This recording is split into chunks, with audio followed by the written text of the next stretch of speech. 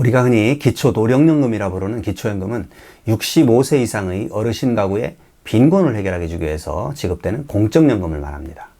최대 단독가구 30만 7,500원, 그리고 부부가구 49만 2천원을 납부 없이 매달 받는 사회보장제도이다 보니 전체적인 만족도는 높지만 반면에 두 가지 이유로 상대적 만족도가 떨어지게 됩니다.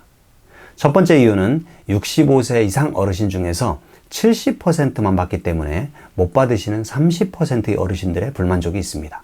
그리고 두 번째 이유는 소득에 따라 감액하는 제도가 있어서 최대 금액을 다 받지 못하고 일부만 받는 분들의 불만족이 있습니다. 여러분 안녕하십니까? RBCTV 리암입니다. 오늘은 기초연금 제도에 대해서 이야기합니다.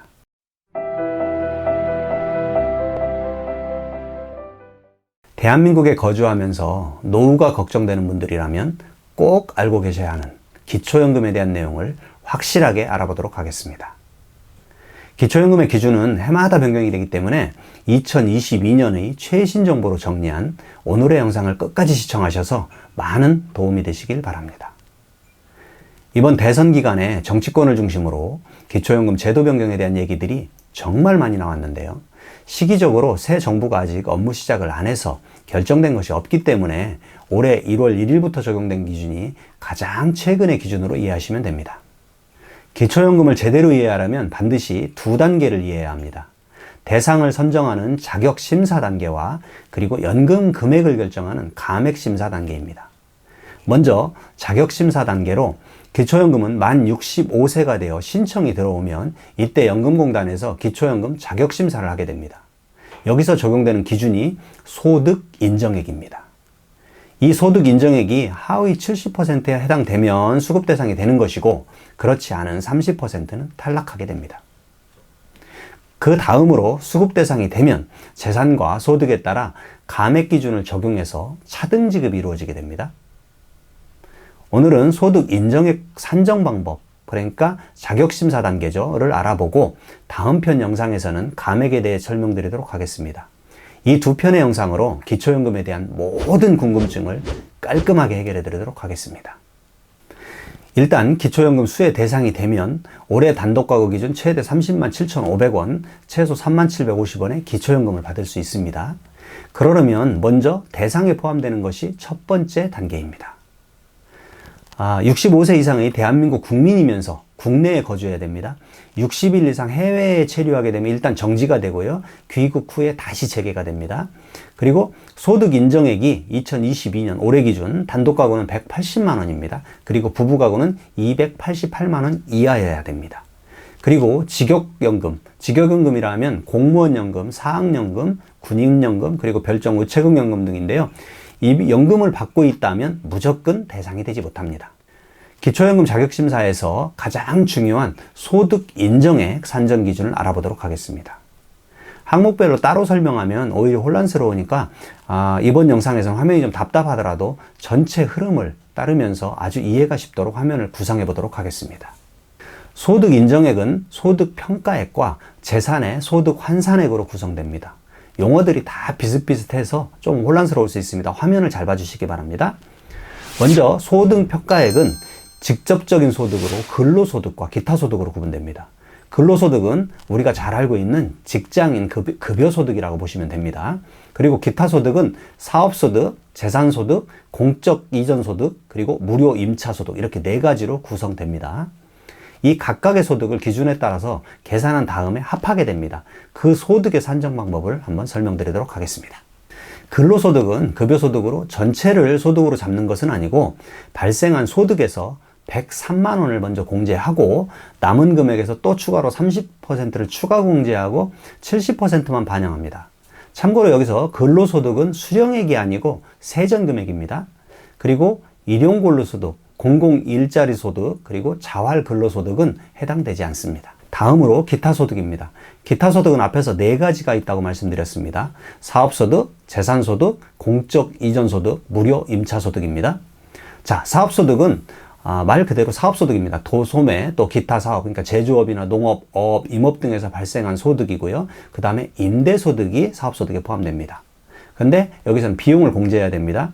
예를 들면 임대소득 같은 경우에 9억 원 이하의 1주택 소유면 임대사업자가 아니어도 42.6%의 단순경비를 공제할 수 있습니다. 자, 두 번째 재산소득은 예금, 주식, 채권 등의 이자소득이나 배당소득과 그리고 여기서 중요한 게 민간 연금보험이 연금소득이 일종으로 들어가게 됩니다. 그래서 연금저축이나 연금보험 등이 해당되겠죠. 공적 이전소득은 정기적으로 받는 보수수당이라든가 중요한 게 국민연금, 산재급여입니다. 그리고 네 번째 무료 임차소득은 자녀의 집에서 함께 사는 경우에 주택 가격에 따라 소득이 발생하는 것으로 간주합니다. 왜냐하면 자녀의 집에서 살 경우에 월세를 안 내겠죠. 그러니까 월세만큼의 소득이 발생을 한다. 이렇게 보시는 겁니다. 그래서 주민등록상 주소지가 주택의 자녀 명의이고 시가 표준액이 6억 원 이상인 경우입니다. 6억 원 이하에 대해서는 산정하지 않습니다. 연 0.78%의 소득으로 산정합니다. 참고로 여기 표에서 보면 시가표준액 6억부터 20억까지 예시를 들어놨는데요. 시가표준액 10억 원의 자녀 집에서 만일 함께 살고 있다면 월 65만 원의 소득이 있는 것으로 산정합니다. 이렇게 산정된 근로소득과 기타 소득을 합하게 되면 소득평가액이 나오게 됩니다. 자, 두 번째로 계산해야 되는 게 재산의 소득 환산액입니다. 재산의 소득 환산액은 일반 재산, 금융재산, 자동차 및 회원권, 그리고 공제 항목으로 부채 이렇게 네 가지 항목으로 구분됩니다. 일반 재산 같은 경우는 우리가 알고 있는 통상적 재산입니다. 그러니까 건물, 토지, 부동산이죠. 임차보증금, 입주권이나 분양권, 그리고 선박, 항공기 등의 재산입니다. 근데 일반 재산에 대해서는 공제금이 있는데요.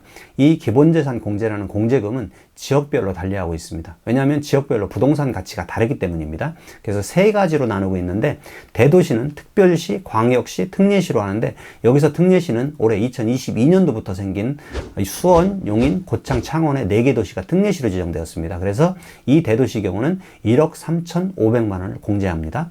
그리고 중소도시는 도의 시, 우리가 일반적으로 알고 있는 시들이죠. 여기 시하고 세종특별자치시 이렇게 해서 8,500만 원을 공제합니다. 그리고 농어촌은 도의 군, 그러니까 읍면단위, 이곳은 7,250만 원을 공제해 줍니다. 금융자산입니다. 금융자산은 현금을 움직이는 거겠죠. 그래서 예금, 그리고 적금, 주식, 보험 등이 있는데요.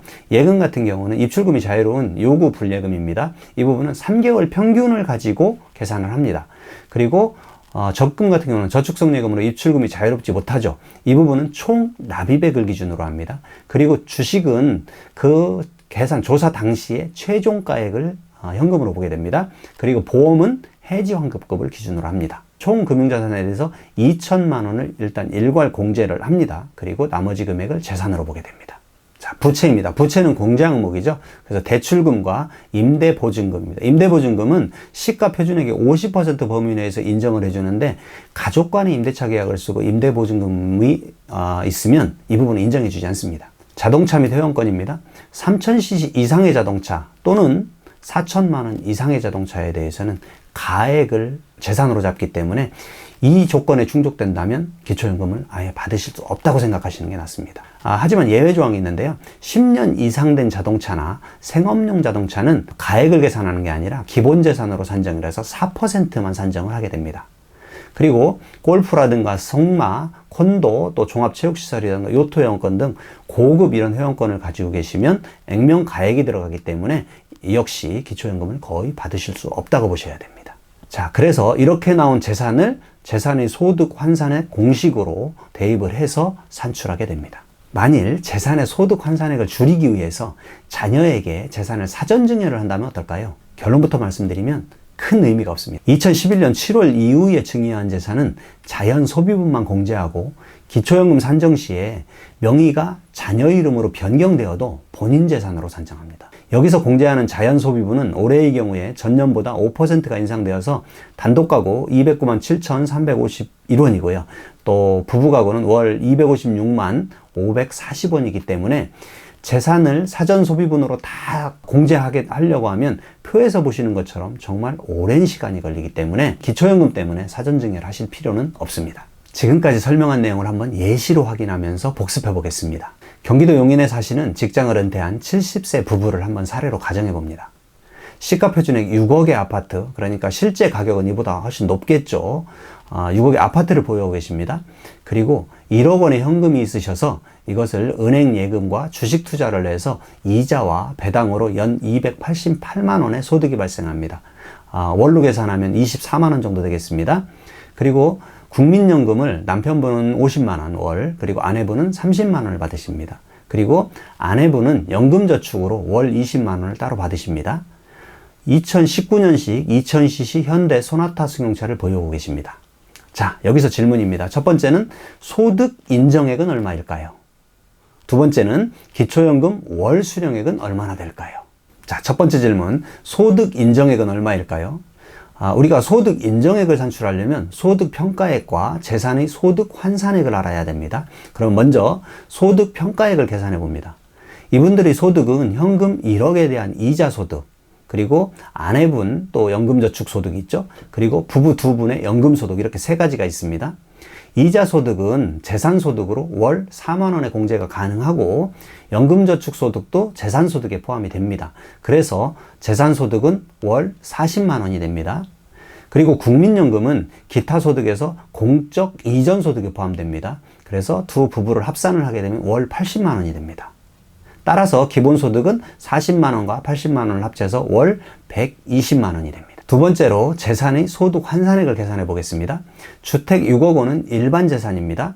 용인시는 특례시로 1억 3,500만 원의 공제 대상 도시입니다. 그리고 1억 원의 현금은 금융재산입니다. 여기에서 2천만 원 공제가 가능하니까 8천만 원이 금융재산이 됩니다. 부채 1억 5천만 원은 전액 공제 항목이 됩니다. 이들을 모두 반영하여서 적용을 한 후 4%를 가중한 후에 4%만 반영되게 됩니다. 그리고 월 12개월로 나누게 되면 131만 6,700원이 나오게 됩니다. 근데 자동차 같은 경우는 3000cc 이하이기 때문에 반영되지 않아도 되겠죠. 그래서 소득 환산액은 131만 6,700원이 됩니다. 계산된 소득 평가액과 재산의 소득 환산액을 합산해서 소득 인정액을 산출하면 됩니다. 소득 평가액이 120만 원이었습니다. 그리고 재산의 소득 환산액이 131만 6,700원이니까 이 둘을 합하면 소득 산정액은 월 251만 6,700원이 됩니다. 2022년도 부부가구 상한금액인 월 288만 원보다 약 36만 원이 적기 때문에 기초연금 수령 대상이 됩니다. 자, 여기서 만약 남편분이 취업을 하게 돼서 월 급여를 받는데 얼마까지 받아야 기초연금을 받을 수 있을까요? 근로소득이 추가로 발생할 경우를 역산해 보면 반영되는 근로소득이 36만 원이 되려면 약 155만 원의 월급여를 받아야 됩니다. 그렇기 때문에 기초연금 때문에 하시고 싶은 좋은 일자리를 마다할 필요는 없습니다. 계산이 좀 복잡하죠? 그래서 공단에서는 모의계산 사이트를 제공하고 있습니다. 모의계산 방법도 익힐 겸 해서 모의계산 사이트를 통해서 한번 확인해 보도록 하겠습니다. 먼저 복지로 사이트에 접속합니다. 복지서비스 모의계산 기초연금을 클릭을 합니다. 부부가구를 선택하고 용인시는 특례시기 때문에 대도시에 해당됩니다. 재산소득 40만원 이자와 연금소득 입력을 하고요. 그리고 공적 이전소득으로는 국민연금 부부 합산 80만원을 입력을 합니다. 그리고 건축물로는 아파트 6억 원이 있었습니다. 6억 원을 입력을 하고요. 그리고 금융자산으로 현금 1억 원이 있었습니다. 그리고 대출금은 1억 5천만 원이 있었습니다. 결과 보기를 클릭합니다. 모의계산이라는 메시지가 뜹니다. 결과값이 산출되었는데 아까 산정한 값과 비슷한 값이 나왔습니다. 자, 그럼 이 부부는 월 부부가구 기초연금인 49만 2천 원을 다 받을 수 있을까요? 만약 감액이 된다면 얼마를 받을 수 있을까요? 이 질문의 답은 다음 영상에서 기초연금 감액 기준에 대해서 정말 확실하게 설명을 드리면서 답해 드리도록 하겠습니다. 기초연금은 65세 이상이 되면 반드시 신청을 해야 받을 수 있습니다. 만 65세 생일 한 달 전부터 신청이 가능합니다. 올해는 1957년생이 대상입니다. 신청한 달이 기준이 됩니다. 만일 승인이 늦어져도 신청일이 생일이 포함된 달 이전이면 소급 적용 가능합니다. 그런데 몇 년이 지났다고 해도 놓치거나 또는 몰라서 신청을 안 하게 되면 신청 전 연금에 대해서는 소급해 주지 않습니다. 오늘은 기초연금 제도에 대해서 이야기하였습니다. 다음 영상도 꼭 놓치지 마시고 시청해 주시고요. 구독과 좋아요는 더 좋은 영상 제작에 큰 힘이 됩니다. 시청해 주셔서 감사합니다. RBGTV 리암입니다.